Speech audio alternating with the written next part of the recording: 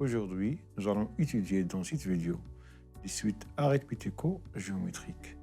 Commençons d'abord par la définition de la notion d'une suite arithmético-géométrique. Définition, soit A et B, deux éléments de K ici désigne R ou C. Une suite arithmético-géométrique associée à A et B est une suite numérique qui vérifie, quel que soit n appartient à n, un plus 1 égale AUN plus B. Voyons maintenant une petite remarque, soit UN est une suite arithmético-géométrique définie par la relation récurrente suivante, quel que soit n appartient à n, un plus 1 égale AUN plus B, avec A et B appartenant à K au carré. Premièrement, si A égale à 1, alors UN est une suite arithmétique de raison B. Deuxièmement, si B égale à 0, alors UN est une suite géométrique de raison A. Voyons maintenant un exemple. On considère la suite UN définie par I0 égale à 0 et quel que soit n appartient à n, un plus 1 égale 2 UN plus 3. Donnons maintenant une proposition concernant l'expression de terme général d'une suite arithmético-géométrique en fonction de n.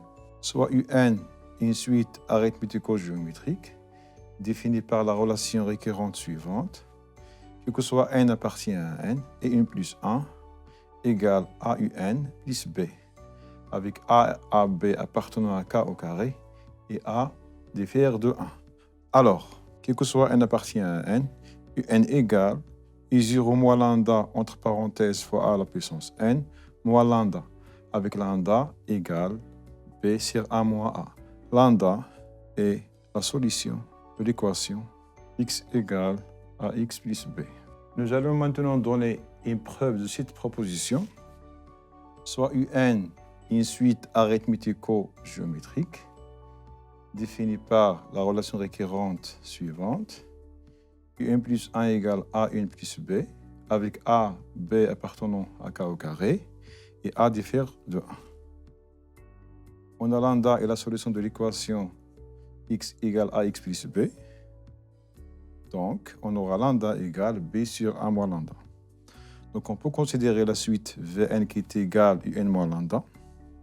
On a V1 plus 1 égale 1 plus 1 moins b sur 1 moins lambda. Qui est égal encore, c'est AUN plus b moins B1 moins A.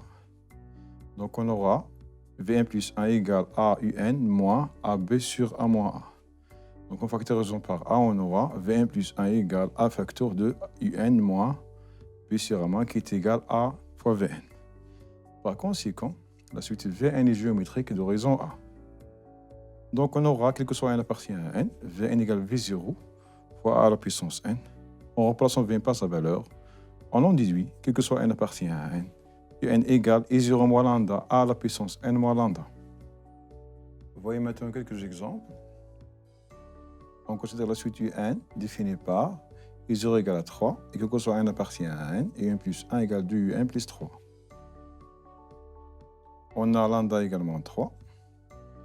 Donc on considère la suite Vn qui est égale à 1 plus 3, c'est-à-dire UN moins moins, c'est 1 plus 3. On a, d'après ce qui précède, Vn géométrique de raison 2. Donc, on en déduit de ça que quel que soit n appartient à n, Vn égale 2 à la puissance n V0, c'est-à-dire 2 à la puissance n, facteur de I0 plus 3.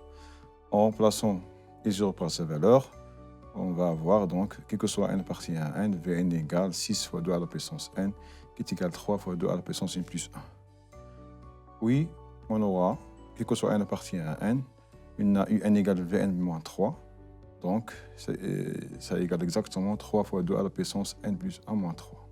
Deuxième exemple, on considère la suite UN définie par I0 égale à 1. Et quel que soit n appartient à n, et n plus 1 égale 3 UN moins 4. Dans ce cas, lambda égale à 2. C'est la solution de l'équation x égale 3x moins 4. Donc, on considère donc la suite Vn qui est égale à UN moins 2. Donc, la suite Vn est géométrique de raison 3. On en déduit, quel que soit n appartient à n, Vn égale 3 à la puissance n fois V0.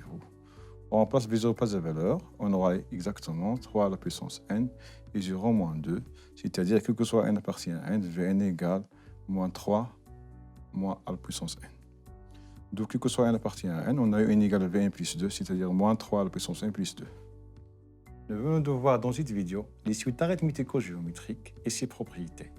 Je vous remercie de votre attention et je vous dis à bientôt pour une prochaine vidéo.